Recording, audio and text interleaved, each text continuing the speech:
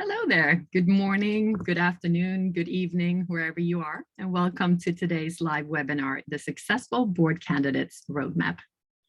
Great seeing so many of you tune in, and I hope everyone's doing well. We have a highly anticipated webinar today, so let's get to it. As many of you know, the purpose of these webinars is to educate, inspire, and empower global leaders like you to help modernize boards and ultimately make boards more efficient. So you are very important. Our expert speakers bring a wide range of current leadership and board-related topics to the table. And shortly, you'll meet the board architect, Mark Pfister, and he will reveal the common mistakes of most board director candidates make in pursuit of a board seat and the 5 must-dos for serious board director consideration.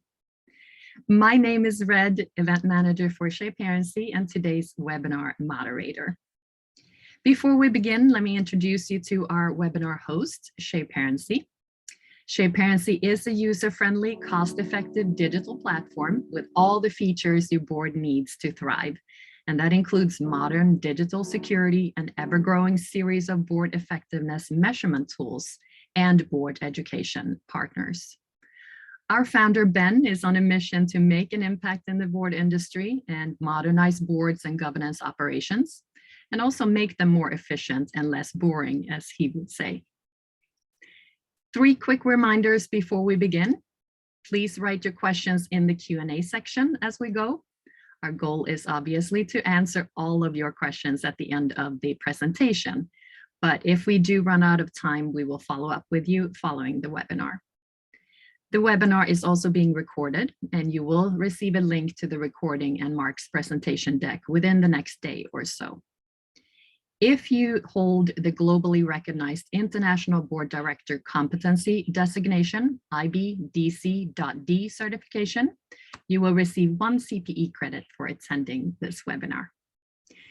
Now, I'm happy to present today's webinar speaker, Mark Pfister.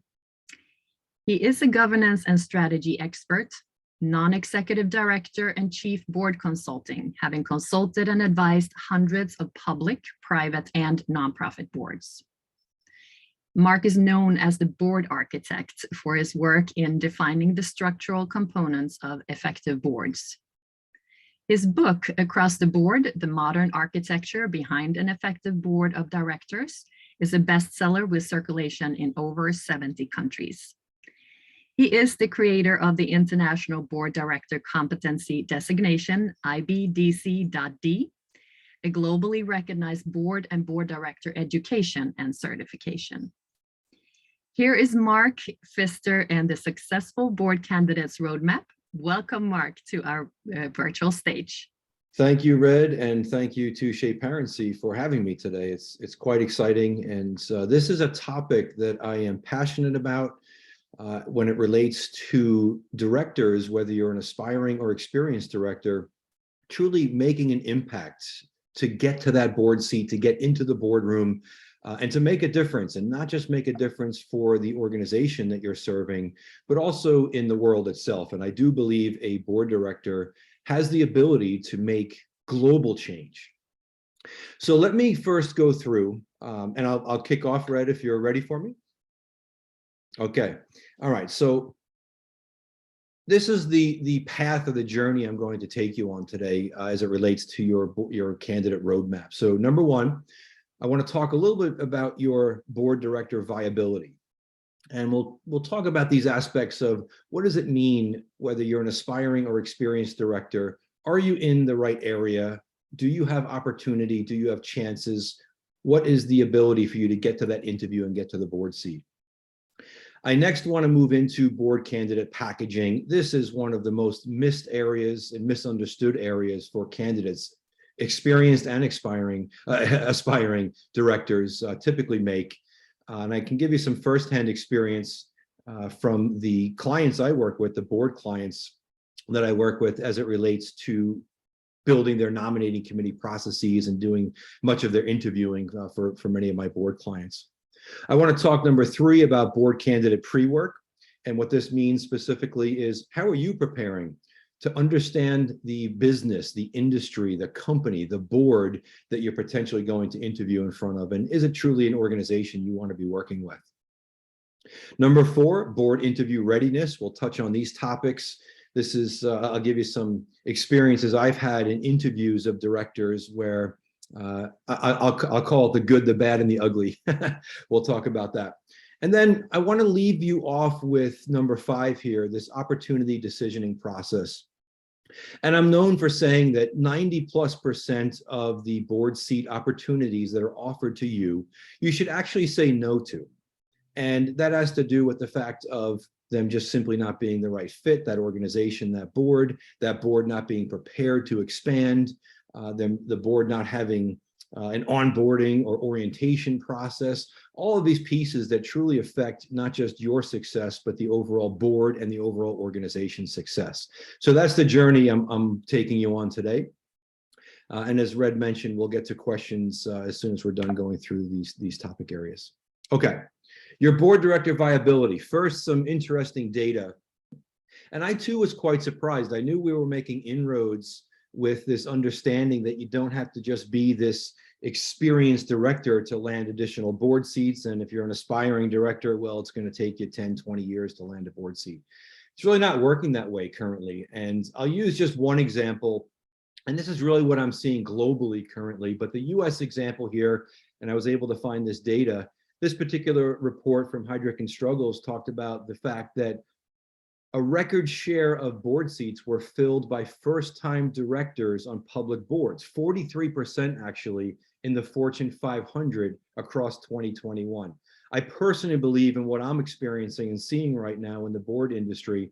I believe we're going to see this number either stay the same or increase slightly throughout 2022 when that report comes out, likely in early 2023. So just know that this particular global trend of who boards are looking for is absolutely in the favor of not just experienced directors, but absolutely in the favor of aspiring directors, and not necessarily aspiring directors that solely have former CEO experience or former CFO experience. You'll see those trends and those percentages here also.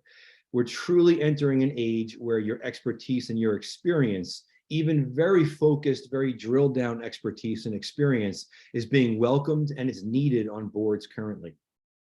So with that backdrop, we'll talk a little more about what boards are looking for, but that should give, especially aspiring directors, an extreme amount of hope right now that they're on the right path, there's opportunity out there, and they truly can make an impact by joining these boards.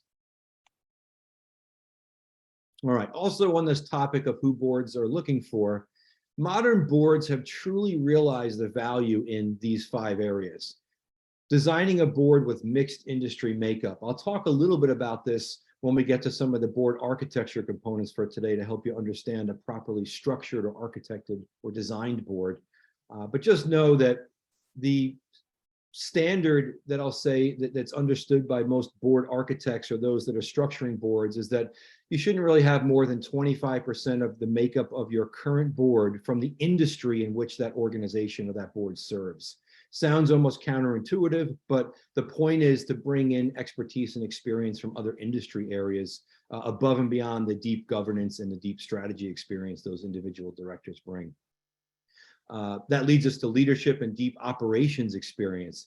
This was something years ago that really wouldn't be touched on or discussed too deeply because we'd say, well, we're really looking for the leadership aspect of somebody joining this board. But I want to be clear in this that, and this is a topic we speak about in depth in the board education and certification course, in that there are many leaders today that will enact or weigh in on strategies for an organization or even governance models for an organization that have been so separated from the actual operations experience that they're not able to right size their governance and their strategy input or their guidance as a board director. So we're in this shift right now where we're looking for a balance of not just the leadership, governance, and strategy, but also a tie-in to that hands-on or that operations experience, which allows someone to be much more successful, especially as a board director.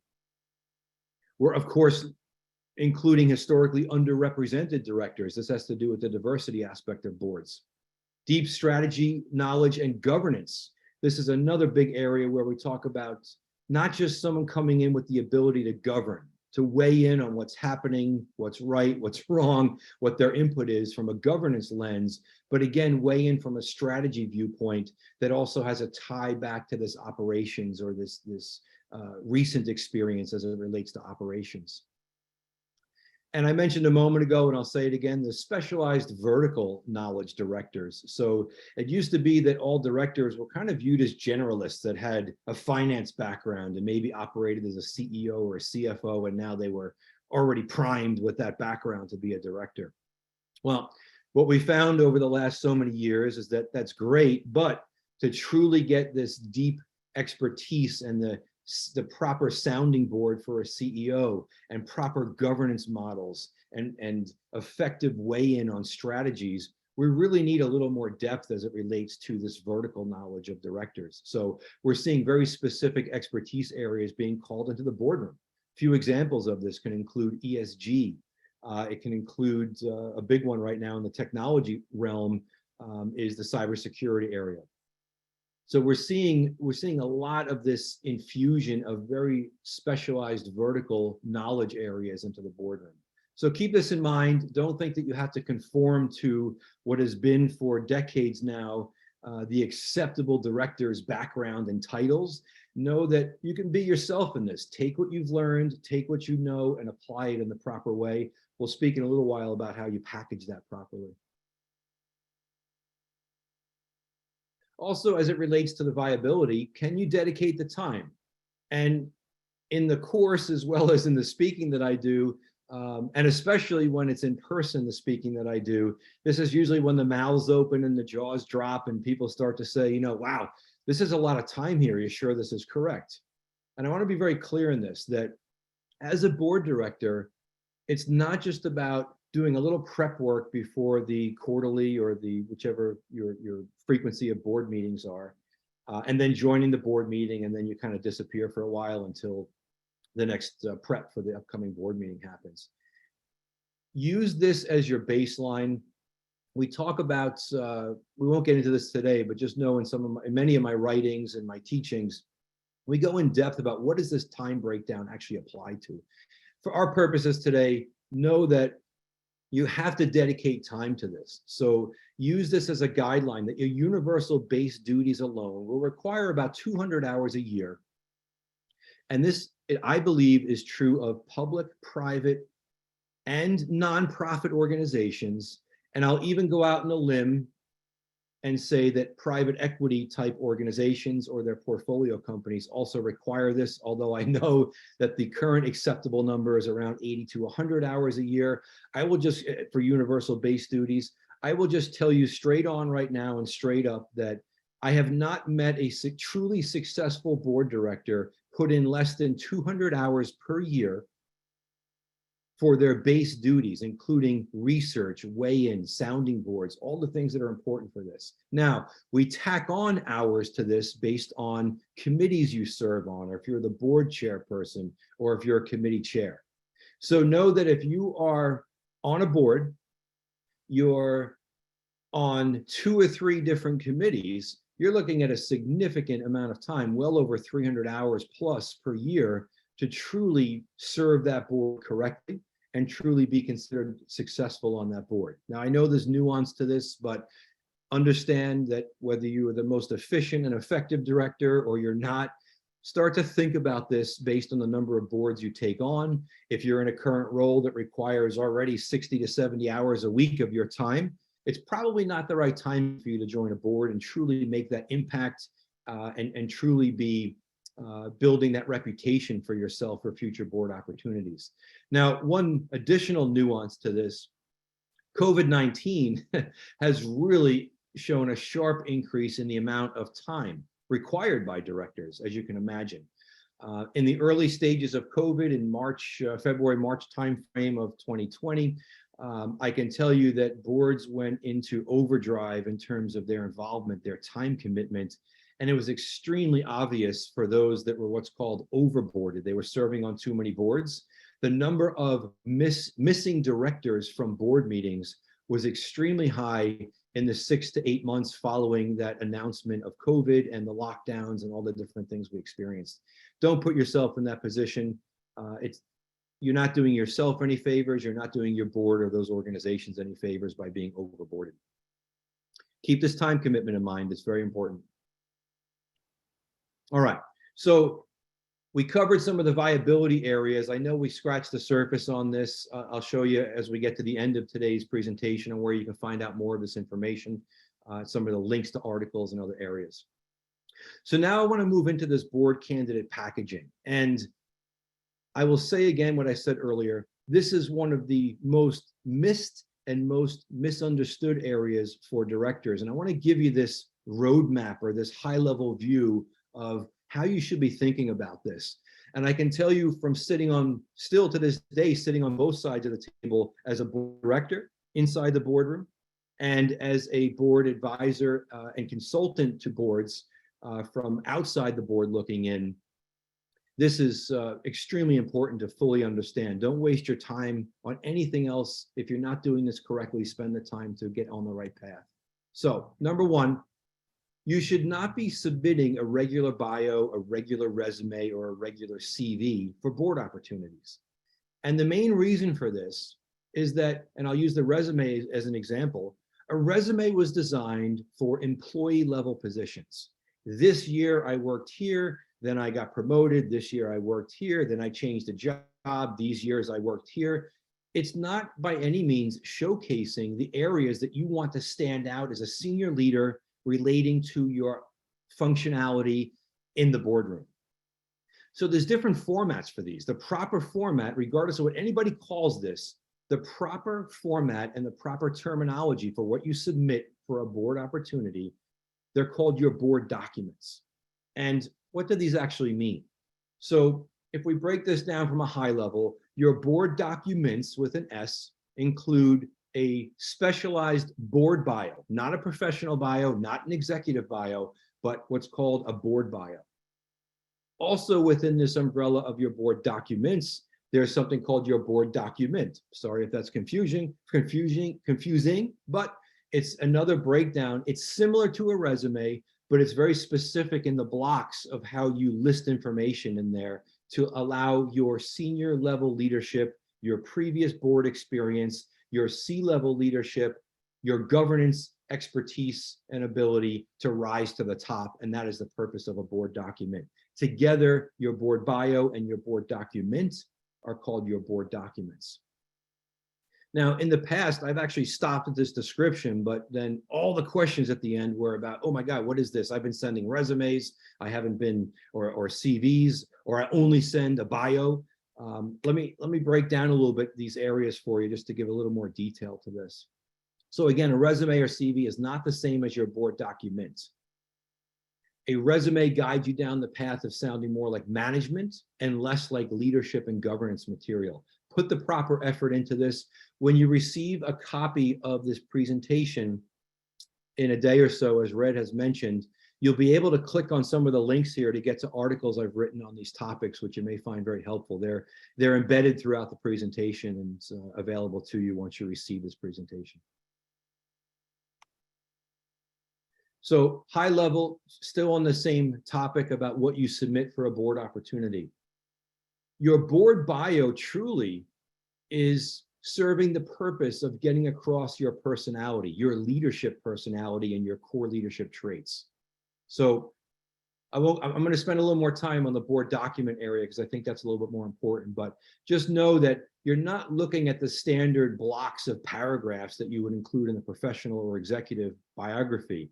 You're looking at areas, even in a specific order, that call out your expertise and your experience, but with the aspect of your personality infused to it. A board bio should typically be written in third person, meaning someone else is stating these things about you. And that truly is the right way to look at this. Now, your board document, this is written in first person. And in doing so, you are now claiming your expertise, claiming your experience, claiming all the aspects of what makes you a great leader, great in strategy, great in governance. And this is really what separates the true candidates from those that, and I typically call them the board hobbyists versus the board disciplined. And this is truly a way of understanding this. Even in how you name the file name of this document's important. So a client of mine recently, I'm working with them on building out their nominating committee process. They also have a board seat opening up shortly from a mandatory retirements requirement of that board. So in doing so, we opened up and looked for candidates. We went many different routes in this. And of the 1,200 or so submissions we had globally, I would tell you that probably only about 22 of them or 23 of them submitted properly, even down to properly naming the file. Instead of calling it a board resume or board CV, the file name was correct. They called it board documents. I laser focused on those people because, again, I know they're not just a hobbyist that sent in an existing resume or CV they had for the opportunity. So the board document breakdown is quite easy and can be quite clear. And again, it positions you for the right type of information you want to get out as a senior leader immediately. Start with a board profile summary. This is truly an exercise in concise and precise writing. This is basically a very high-level summary, probably 5 to 8 sentences of who you are, how that applies to your leadership style. Now, instead of going into the resume or CV format that says, okay, this year I worked here, or these years I served on these boards, you're breaking out all of the previous board and board committee experience into the first section following your board profile summary. Now, some may say, well, I don't have any board or board committee experience, and that's fine. And that's when we move into the next level. If you have board and board committee experience, you absolutely list that. And you next move into board level experience. Again, some will only have board level experience, won't be able to list board and board committee experience. Board level experience is not that you served as a voting or fiduciary appointed board member, but in your position or one of your positions or any of your positions in the past, you actually had interaction with the board. You were asked to come present to them. You, on a quarterly basis, are asked to provide data and information that's rolled up to the board for decision making. You are called into the boardroom or were called into the boardroom to make a presentation on a topic that was of significance or importance to that board and that organization. That board level experience is truly a differentiator because it shows that if you were to be invited onto the board, you also understand what it's like to be in a position of presenting to the board, knowing the right way to present to a board, not getting necessarily into the nitty-gritty, but being able to summarize, showing the level of governance and strategy viewpoint that's important to the board and how you present it to them. Very important, an area that's usually missed in any type of submission, whether it relates to a bio or a board document. Your executive experience, of course, again, even if you're not in the C-level currently, doesn't matter. Remember back to that statistic I showed you earlier about the number of people actually being called to serve in boards. List out any of the leadership experience that you view as relevant. Of course, your education, your certifications, your membership, professional affiliations. Lots of detail here. There's things that we call vertical board certifications and horizontal board certifications. We go in depth in that in our board education program. Just again, know that you are making this particular document very specific to senior leadership, board directorship, and areas that can be easily correlated to proper governance and proper strategy. And then one of the big differentiators here is that a board document or any type of resume or CV, and in this case, even a board document, can really go against the principle of showing who you are. What is your personality? How do you lead? What are what we call your core leadership traits and your demeanor? And I'm a firm believer that you want to find a way very cleanly in your board documents to list out this differentiator of your core leadership traits. Show that you're not just a corporate or executive robot. Show in some way that you have ethics and values that are built into how you lead. This again is a big one. I can tell you I make a lot of decisions in the yes pile for an interview for a director if I feel throughout their bio and their board document that they've gotten across in some way that this is not just about the robotic action of ticking off boxes, but it's truly somebody that I would enjoy working with, and that they have a personality and that they know how to work with people. Something called respectful dissent comes to mind. When they're not agreeable, they're still respectful. These are the types of things that fit into these core leadership traits that you should definitely get across in some way, especially in your board document. All right, so I know I'm bombarding you with all this information, but know that you'll have ways to follow up on more of the detail here. I just want to plant this seed today and make this impact, so you know you're not submitting things that won't make the impact, especially if someone like me is sitting on the other end receiving that information.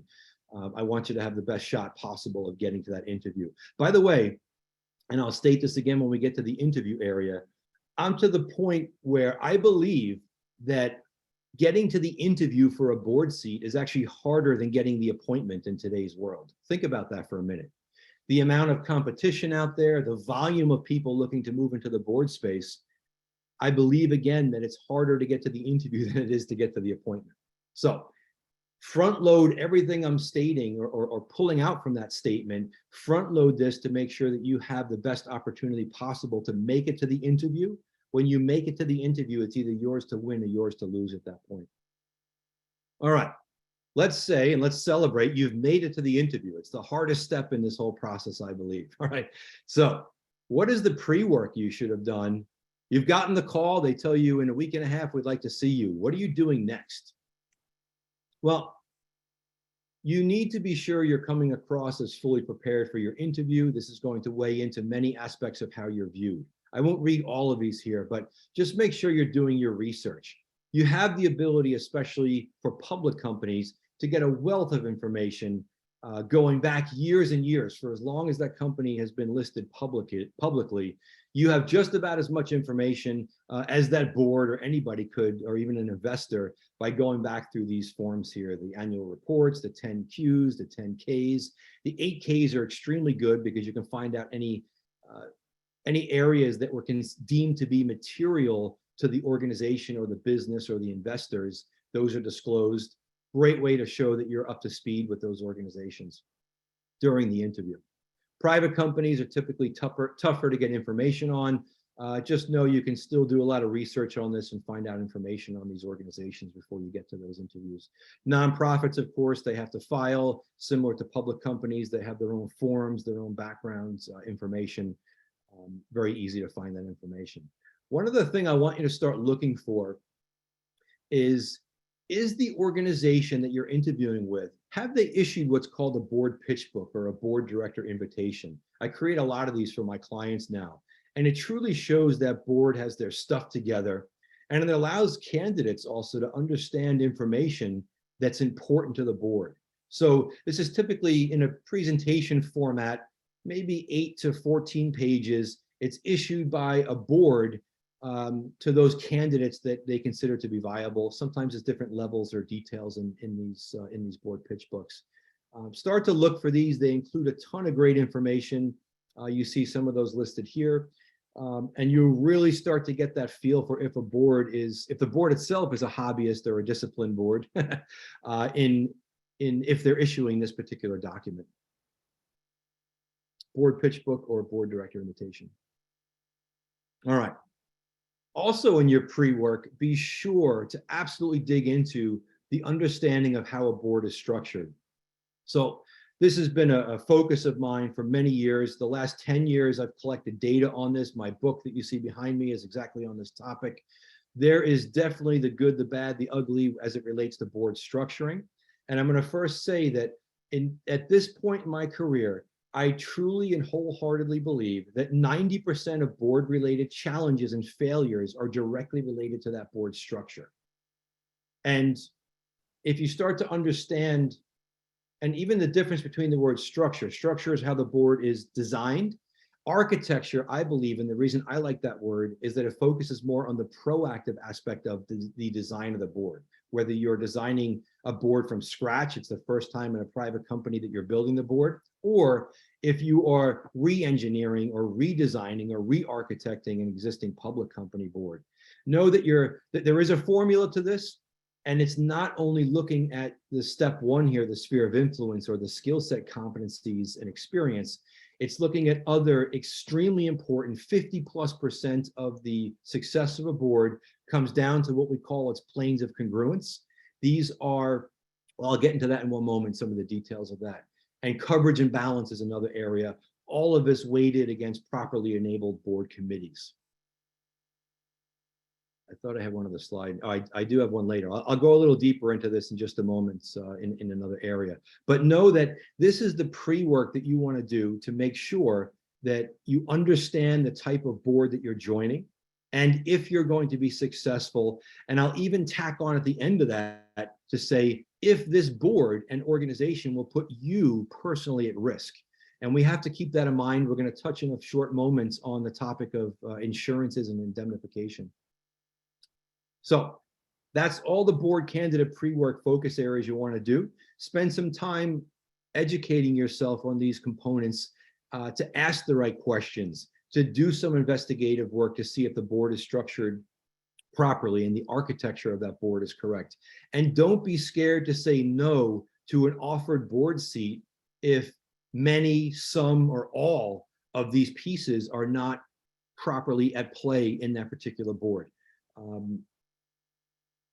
I famously state, and I think I mentioned this earlier, that a large percentage of the board opportunities that come your way, you actually want to say no to because the risk is just simply too high. All right. Board interview readiness. Step 4 in this. So now you're moving into the board's interview process. This is just before and during the board interview.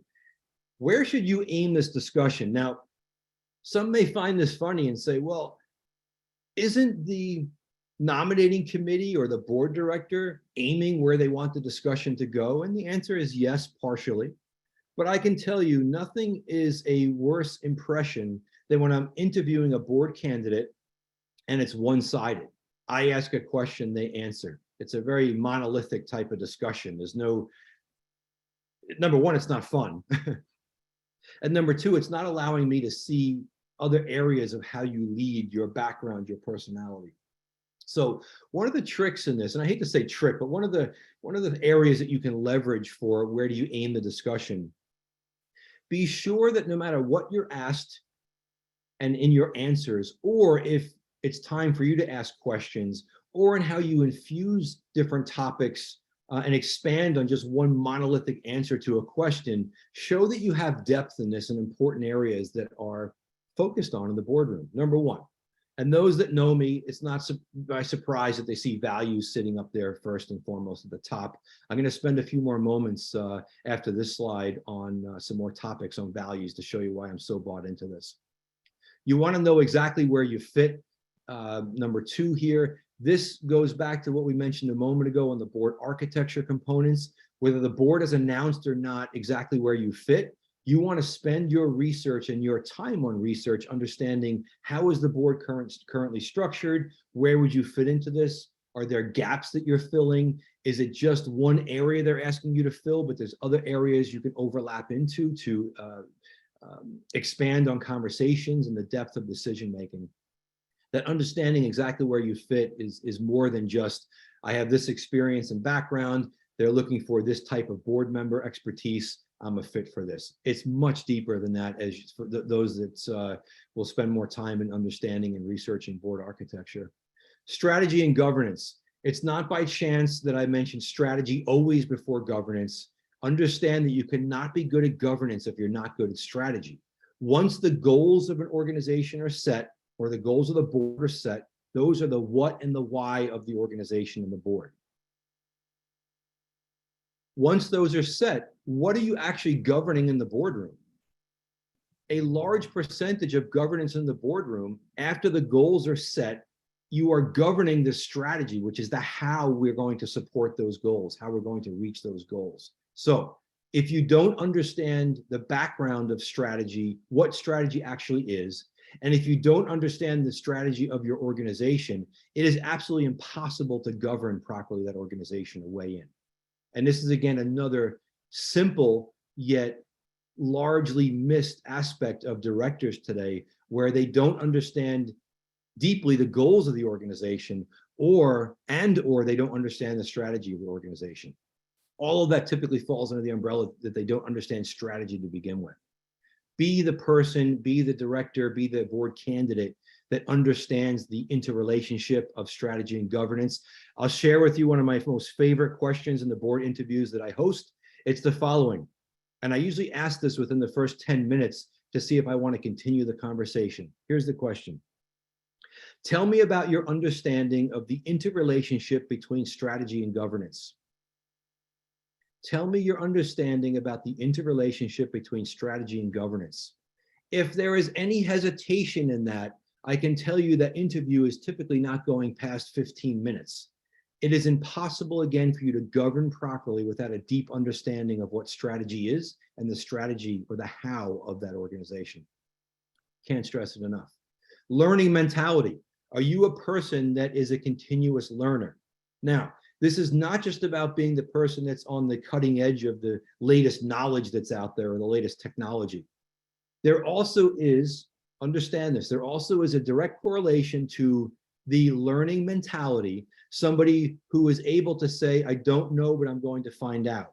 Someone that is continuously learning new concepts, that person typically has less of an ego. They're not scared to ask questions. They're not scared to look like someone that doesn't know the answer. Keep this in mind again. If someone has lost or never had the learning mentality, they typically have ego getting in the way. Ego is terrible for governance. Ego is terrible for strategy. Ego is terrible for something we're going to talk about in a moment as it relates to EQ and MQ, emotional intelligence and mindfulness intelligence. And that leads us into the other intelligences. I just mentioned two of them. There's a few more I look at or try to look at and study as it relates to not just the existing balance of the other intelligences on a current board, but also deeply drill into this. I deeply drill into this as it relates to board candidates. Let me expand a little bit on this topic of values. So everybody says, well, values are important, of course, right? But if you can't draw it on one page, you don't really understand it. So this is the way to view values in an organization. Values sits above the vision and the mission and everything else in your organization. So the values are, what do you stand for? What do we stand for? The ethics, principles, and beliefs in which we are going to guide our vision, what we're going to aspire or enable in the future, and also will help our mission or guide our mission, what we do well now. It is impossible to do this proper guidance of the vision and the mission of an organization, which, by the way, is the responsibility of the board through the CEO, without focus on the values. And we're going to make the correlation now of values into culture. And this is another great visual to understand how to look at values relationship to culture and the overall organization. So it should not be a surprise in this view that you see risk sitting in the middle of this governance visual. But what's a surprise to many, and we go into a lot of depth in this in the board director education and certification course. This is a foundational aspect of proper governance and the proper integration of strategy. If your focus is only risk in the center, it's very easy to get off track in what you're looking at, how you're solutioning areas, how you're mitigating risk, without the component or the overlay of the values and the culture. And make no mistake, when you are evaluating risk, the thing you should be thinking about simultaneously is, what is the effect or the possible effect or the outcomes on the values and the culture of our organization in our current approach? And that sentence I just stated is truly a strategy which fits internal or inside of your governance model. So again, it's impossible for us to separate this governance and strategy interrelationship. So this is why somebody who is a versed director or somebody versed in governance, they truly understand the right questions to ask in a board interview and seeing if you're ready for board directorship. based on the fact if you understand the interrelationship of risk into the values and the culture of the organization before you start talking about talent and performance and compliance and reporting in those areas. Keep this in mind, understand this very deeply. These are questions I will always ask either directly or indirectly to make sure a board candidate is on the right path with how they view the world. And know right now, when I use the terminology of board candidate, I'm talking about both equally an aspiring director and an experienced director. And in many cases, it's easier to work with an aspiring director because they have not seen the bad things that happen in many boardrooms or the bad behaviors. I spend a little bit more time digging into the values and the culture relationship with risk as it relates to governance, believe it or not, with so-called experienced directors. I need to know that they're on the right path, that their training has been correct, that their experiences are being applied correctly, and they're not just repeating bad behaviors that they've seen in other organizations. All right. Do a quick time check here. All right, Red, I know I got a few more minutes here before we go to Q&A, so I'm keeping an eye on it. All right. I started to talk about this a moment ago of this overlay of governance over the top of how strategy fits into an organization. And if you had to peel back the mind of a truly successful senior leader, especially a board director, they would be thinking in the following way. First off, they would say, okay, strategy sits between goals and tasks, or you could say goals and milestones in an organization. And this very simple view can be quite valuable to you in any of your leadership positions, especially in the boardroom, because now it's very easy to overlay the governance model on top of this. So as a director, if I look at all these areas, very simply, this is how I'm guiding my mindset and how I interact, the types of questions I ask. If it's a goal-related area, I'm involved in setting and in mainly as it relates to governance, ensuring the relevance of the goals. I am constantly asking myself as a director, are the goals we're aiming towards still relevant? And you'll start to see by asking those questions, it's almost impossible to set a strategy for 2, 3, 4, 5 years out. I'm not saying you shouldn't do that. It should constantly be revisited, but think about constantly ensuring the relevance of those goals. Even asking that simple question, infuse the goals into some of the earliest steps in every board meeting to make sure that people understand, your directors understand that we are going to constantly reevaluate these goals at the highest level to make sure they're still relevant. Okay, they're still relevant, great. Now, where do we move our governance mindset into this? Now, as it relates to strategy, how are we getting things done? It sits between objective and action. So if strategy is the how, your governance requirements and mandate as a director is to consistently and constantly validate the approach of that strategy. Think about it in these terms. And then, without going too tactical, whether it's tasks or milestones, create that scorecard or that dashboard that allows you to measure the progress of those tasks and milestones. I'm not saying to bring the board meeting or as a board director, start digging down into the nitty-gritty tasks of the organization, but there should be very specific areas that you're monitoring and measuring, your metrics that relate back to the delivery of the how. So goals are the what and the why, strategies to how we're going to get this done successfully, and then the when and the who are the tasks or the milestones. Start to think in this very simple mindset, believe it or not, as a director, and you'll find much success in the questions you ask, in the guidance you give. This methodology actually can help you shorten board meetings by a significant amount of time if you're focused in this mindset. I hope that's helpful for our audience today.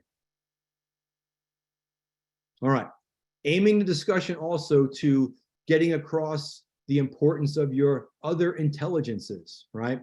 I'm going to focus quickly on emotional intelligence. I'm just going to read 2 quick passages here. I know we talk about EQ a lot, so in other areas. This is from my book specifically. EQ is a leader's ability to recognize, understand, and manage their own emotions, along with the ability to recognize, understand, and influence the emotion of others. Extremely important. Am I getting that from my interview with you? Are you in tune with areas that allow for me to understand your emotional intelligence? Another important one we don't hear much about, but it's absolutely fascinating and extremely important. I believe it's the yin to EQ is the yin to MQ's yang. And you can't be a great leader without having both of these. MQ specifically is the process of bringing one's attention to the internal experiences occurring in the present moment. Think about the power of this, not only in the boardroom, but the power of understanding a board candidate if they are present, if they have this MQ and they're able to position their questions and their answers in the current moment. Extremely powerful. There's many other ones here we won't have time to get into right now. We delve into this further in my book as it relates to proper board architecture, and of course also in the board education program. All right, one last area here, Red, and I'm still watching the time here to allow for questions. Be the board candidate, aspiring or experienced, that is not overcome with the flattery of being offered the board seat that immediately answers yes. This happens commonly. There are many instances of buyer's regret. I like to call it appointees regret, where 3 to 6 months in, they realized that the indicators were there that they were not going to be successful on this board, but they were so flattered with it being offered to them that they took it. Ask yourself these questions honestly. Is this board truly successful? Is this board truly making a positive impact? And is the board respected? Keep these things in mind. Make sure the board is living up to its mission. Again, I won't read all of these here, but are they promoting meaningful action? We go back to that strategy and governance overlay right now as it relates to meaningful action. Are they trustworthy? Are they fostering accountability? What are they actually doing in these areas? These are not just yes, no answers. They are process answers about how the board particularly does these things. Focus your questions in a board interview on finding out the answers to these 5 important focus areas for a board. Right, I think I'm going to go just in our available time right now. I'll just bring up these other areas here. Know again that in your evaluation of the board, touching again on the board architecture area, there is a methodology, there is a formula. You can predict. I use this all the time in what's called a board architecture assessment. It's very easy to predict the current and future success of a board by looking at these 3 areas, not just what most boards do, which is number 1 here, but drilling down further into what's called their planes of congruence. This is the board's character, and the coverage and balance, which is the board's depth. It truly is more, it is possible, and it's extremely insightful to understand, and you do have your crystal ball being able to predict if these boards are going to be successful. Leverage these things. All right. Last thing in the area of your decision making, understand are you protected? Ask this question, find out the information to this. Most directors believe that they are covered simply by indemnification of the corporation or the D&O insurance, and that the D&O kicks in first. Absolutely not true. The indemnification is there first. If there's some sort of insolvency or some area that's not covered, typically the D&O will come into that, or your hope is the D&O comes into that. What I mainly want to point out here is also understand there's another area here that you can get this coverage individually as a director called Independent Director Liability, IDL insurance. And it's not expensive. It allows you to cover yourself as a 3rd area of protection above and beyond the corporate indemnification and the D&O insurance. I would tell you just in summary of this page, running out of time right now, it is not worth serving on any board, even a nonprofit, which has the same liability personally to you as a director. You're a voting fiduciary member of even a nonprofit board. You need to have additional protection. The IDL insurance is available to you. Do some research on this. Use this as your 3rd area of protection. The personal liability of being a board director is quite high today. Cover yourself. All right. All the aspects we talked about for modern board architecture, all the topics today, we go into more detail in my book. Also know that in our board education and certification program, these topics are delved into even on a deeper level with the testing and the certification. The ability for one-on-one group or on-demand programs are available at any time. What makes this program different is that it's not just modern day board operations, but it's also touching on topics that we mentioned about how to properly package yourself, how to build yourself up with your knowledge to show that in your board documents, even coming up and finalizing what we call your major and your 3 minors. All right. And the third area is that it's a global certification. Please stop focusing on education and certification in the board space that is only related to regions. We are well past the realm now, or the time frame, where if you're certified in a regional or country as it relates to board directorship, you feel that you're being evaluated on that as a positive thing. You're not. I am looking for global areas of knowledge. Even a 2-person startup has supply chain concerns and employee concerns globally. Start thinking about board directorship globally, not just regionally, in your education and your certification. All right, Red, a little bit over a few minutes. Hopefully we have enough time for all the questions that come in. Just in summary, approach your board directorship as a discipline, not a hobbyist. Put the effort into properly packaging yourself first, and always remember back to your values. Thank you. I thank you very much, Mark. This was not only inspiring, I'm sure not only for me, but for everyone. And I thank you for sharing this insightful information and the tips of this. I see a lot of questions coming through, so I'm going to jump right into our Q&A.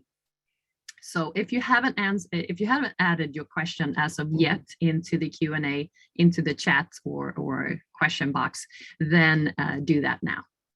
So give me a second here and let's see who's first in order. So what is the best mindset and approach for the aspiring directors and current executives looking to get the first board seat who have already received directorship certification credentials? And I'm assuming when we say mindset, meaning the expectation to land, maybe I'll talk about a few areas if there's not further clarification on that. There's a few areas of mindset on this, right? So you feel like you have the proper background, you have the right experience. First off, don't think this is going to happen overnight. Even if you're packaged properly, you're going to have to take time to get into your groove of looking for opportunities, finding those opportunities, positioning yourself and talking about the proper areas during your interviews. Having said that, don't wait to the future to get yourself prepared for this. There's prep work in this. Get yourself in that mindset. This takes years to get to that point of truly getting to the point of being properly packaged, being that resource or that go-to director. That's number one.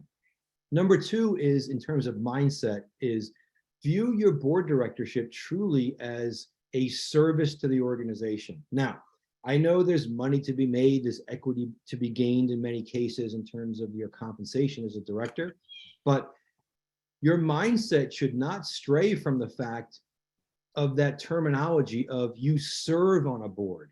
You are doing this because you want to bring success to that board, to that CEO, to the employees of the organization.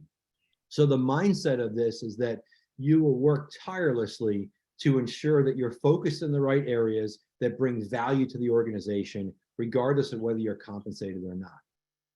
So there's multiple layers of mindset in this. I always like to say, your mindset in any area of the board directorship vertical, whether you're focused in the consulting realm of that, as I am, or the board directorship realm, which I'm also focused in, I am consistently using that terminology and thinking and comparing against the word of impact. Is this truly making an impact? Am I simply going through the motions of showing up for a board meeting or preparing for a board meeting to do the right thing as it relates to check boxes that we touched on these topics? Or is this truly making an impact for the organization? And there's nothing wrong with being a little bit selfish in this and saying, am I making an impact for myself? Is this truly what I want to be doing? Do I feel successful in this role? Is this the type of board and organization that allows some individuality and wants to hear other ideas and allows me to present them? And even if they say no, at least they heard me out, so I feel like I was respected. These types of mindsets are this sharing mindset and this respectful mindset of how to position yourself for truly thinking about working on a team, working in a team environment, working with a group where when we describe a board, there's no S on that, it's the board. So whether you're 5 people or 15 people, you're one entity. That is the mindset you want to come to. You have to be able to work with these people properly. I hope that's helpful in answering that question. Thank you, Mark. And we only have a few more minutes, so I'm going to, if you can keep it short and sweet, that'll be great, so we can get to more questions. But otherwise, of course, we will follow up with you. So how much can or should a board member get involved with the executives of the organization in order to maximize his or her contribution towards the goals? Yeah, I know we hear that overused terminology of noses in, fingers out. Typically, the board as a whole should be interacting directly with the CEO. There are some nuances to this, and I'll call them positive nuances, which is I am a big fan of including others in an organization outside the CEO in the board committees of that particular board, right? And a good example of this is the CFO being involved or being available for certain times on a finance committee, or the CIO or CSIO security officer being involved in or available to the technology committee. Those types of areas are a great way to stay connected to the organization without overstepping the bounds of the board. Perfect. How and where can I get some guidance on creating these board documents? Yeah, these do take some work. It's a little bit of a different mindset. Without sounding like I'm pitching our program, I will tell you that we overlay through 12 sessions of not just the modern board operations, but there's some work in understanding how you successfully package yourself in your board documents, leveraging that modern day board operations knowledge. We do that in our program. I view it as one of our biggest differentiators. It includes all the templates, includes all of the selection of your core leadership traits, what we call your major and your minors, and even aligning what's called your career trifecta, which is a balance of your expertise, your experience, and your proof or certification or education areas, and properly doing that. So in summary, part of the reason for our program is to allow directors to have an outlet for all the guidance they need on creating these successfully, all the templating, and in some cases, the ability to have them reviewed and critiqued. Perfect. And I'm going to see if I can squeeze in 2 more questions here. Sure. Sure. The director time commitment is a lot of time per board. Do you see many nonprofit directors committing to this time? Yeah, it's a good question. My answer, quite honestly, is no. If I go right to the honesty button. And it's a problem, quite frankly. I mean, most nonprofit boards, even the existing directors of those organizations, feel that, well, you're volunteering your time and there's no compensation, so we should lower our expectations of these directors. I think it's a mistake. I really think that the same time commitment and expectations and involvement should be expected of a nonprofit director as compared to a public or a private organization. You still have the same responsibilities as a director, maybe minus some of the transparency or disclosure aspects of a public company, but you still have an organization to support. You still have a mission, a vision, and values to oversee and to guide. You still have research to do and comparison and metrics to measure. It's just, quite frankly, to me, it's impossible even for a nonprofit board to be successful when that expectation is not set to that level. And you see these people, you see directors that are the only time their name pops up or you see their face is during the board meeting. And they're asking questions that were discussed, 6 months ago. Those are the typical challenges we see with nonprofit board directors. And many times it comes back to their lack of understanding or commitment to the time commitment. Great. And we do not have time for the other questions here. And one of them is anonymous. So I will make sure that Mark gets it, but I have no place to send it. So if that anonymous attendee question will get back to me with your email, then we can definitely reach out to you and answer those questions for you. So thank you so much, everyone, for great questions. And I know we have some to follow up with as well. Now, here we go. Thank you, Mark. So of course, for further information about Shapeparency and to schedule a demo or access your free 14-day Shapeparency test drive, you can visit Shapeparency.com. To enroll in this global education and certification course hosted by our education partner and today's speaker, visit Shapeparency.com/boardeducation. And for more information on upcoming events, you can visit Shapeparency.com/events, and you can now sign up for next month's webinar, which is the 10 ways to improve your board with governance expert Nicholas Barnett. Thank you so much, everyone, for tuning in today. And thank you again, Mark, for sharing these tips and deep insight in how we can all get that first board seat or add additional board seats. From me and the entire Shapeparency team, have a great rest of your day and see you again soon.